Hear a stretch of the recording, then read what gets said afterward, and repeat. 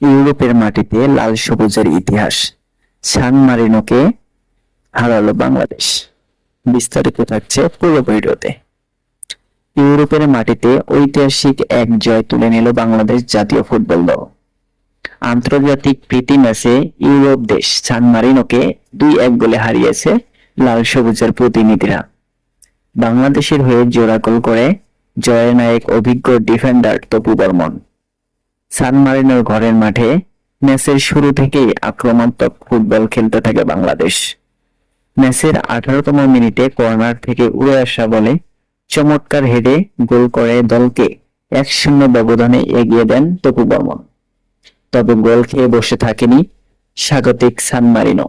ম্যাচের 30তম মিনিটে তাদের ফরওয়ার্ড নিকোলাস গোল করে 1-1 সমতায় ফেরান।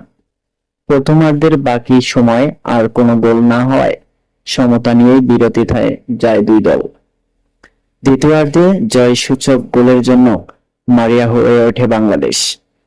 ম্যাচের শেষ মুহূর্তে অর্থাৎ 85 মিনিটে আরো জ্বলে ওঠেন তপু বর্মন।